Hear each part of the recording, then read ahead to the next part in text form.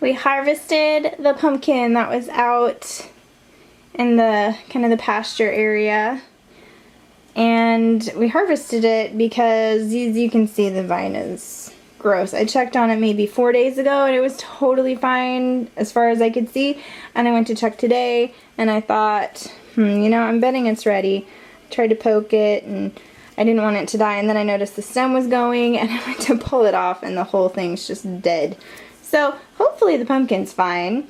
We found another one that had kind of that, it was only about that big, but like the end of it was going yellow and it still had kind of the blossom attached, and I pulled off the blossom and some little worms came out, so that one we just ripped off and that's a goner. So we still have, I think, 2 that are turning orange and one's twice the size of that, I think, and then another baby one about that big. So for not having planted them, this is pretty fun. I'm pretty happy with it. But I'm confused as to why this went, because the rest of the plants out there are still green. See all those squash bugs? Yeah, we're excited they're in here too. So gross.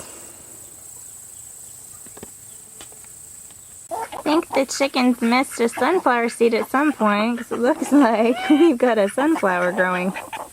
Don't mind my less than perfectly clean fridge, but this is peach syrup that I made this morning, and this is exciting because I made this out of the peels and the pits that I had saved from when we had peaches weeks ago.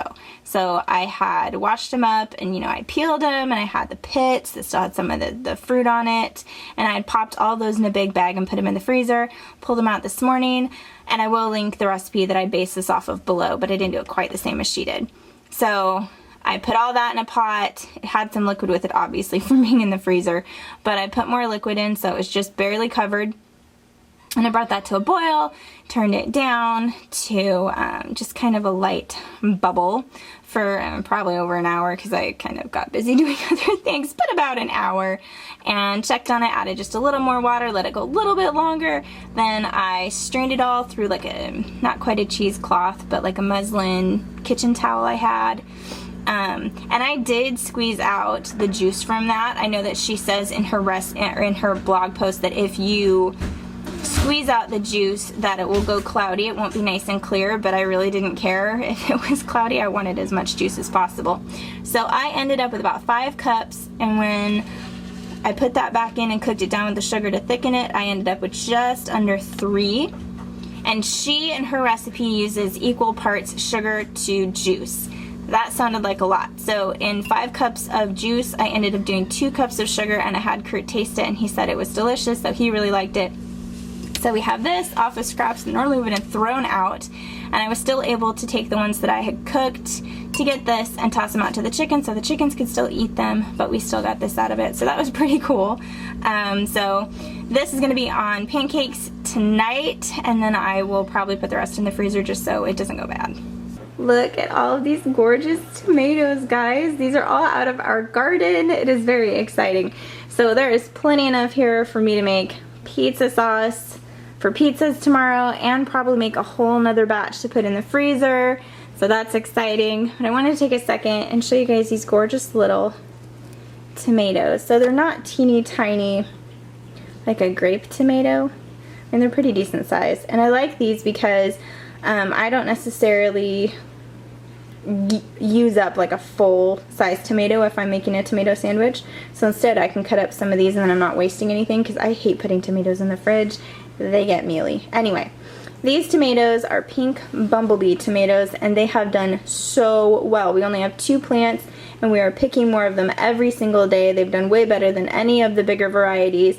They have just done so well. I'm so impressed. I will plant more of them next year, and they're so pretty.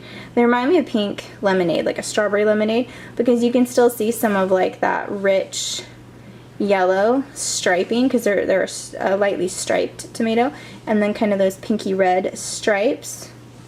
They're just beautiful. So if you were looking for a new variety to try next year and you haven't tried these yet, I really highly recommend these. They've done really, really well. We got ours from Baker Creek. I will link it below so you don't have to go searching for it. But yeah, this I think is my very favorite tomato this year. So this is what I've been doing for fun the last couple of days. Not really. I hadn't planned on doing this. I was gonna eventually, but anyway. So this is my button stash, and before you say that's a lot of buttons, yes, it is a lot of buttons, but I really like buttons, and I knit a lot and things like that, and I use them. Not all of them. I may have a problem, but they don't take up that much space. Anyway, so I'm sorting through them, and I'm trying to put them in groups because every single time I make something, I have to go through, and normally I've got them in these jars kind of separated in color groups, but every single time I make something I have to go through the jars and I have to try to find buttons that'll work size wise, and then I've got to try to see if they have enough of that button to finish the project I'm doing, and it is a huge process. So I'm going through here, and where'd they go? My kids moved them. Okay, there. I'm going through here and I'm putting buttons together on just thread so that I can tell really quickly what I've got and if I have enough of it. And then I'll group, like bigger groups will be together in a jar, and then smaller ones, and then if there's just like twosies, I'll put those together. And I'm hoping this will save me a ton of time later, maybe not right now because yeah, I think it'll save me time later. But do you guys love buttons? Some of you ladies who maybe knit or crochet or sew, do you keep a lot of buttons on hand so that you can find what you want? You don't have to try to go to the store for a project, or am I just the crazy button lady? I wanted to take a moment to talk to you guys about my very favorite bean. Forgive the dishwasher noise, it is right here next to me, but I love these beans. These are cranberry pinto beans. I've seen some places they're just called cranberry beans. Let's see if I can get it to focus. You can see how pretty they are. They are beautiful. So pretty. They've got kind of cranberry colored streaks, kind of a dark purpley pink streak through them.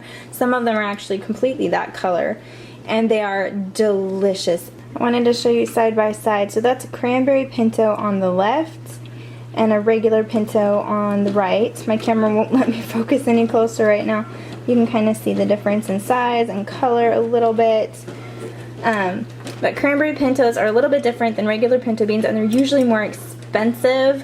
But if you eat a lot of beans, or you like beans like I do, I really like beans, then they're worth a try. They're a little bit, they're not sweet per se, but they have just a slightly sweeter taste. They're a little bit creamier, and they cook way faster. So regular pintos I will soak overnight, and then they will cook on low like all day in my crock pot.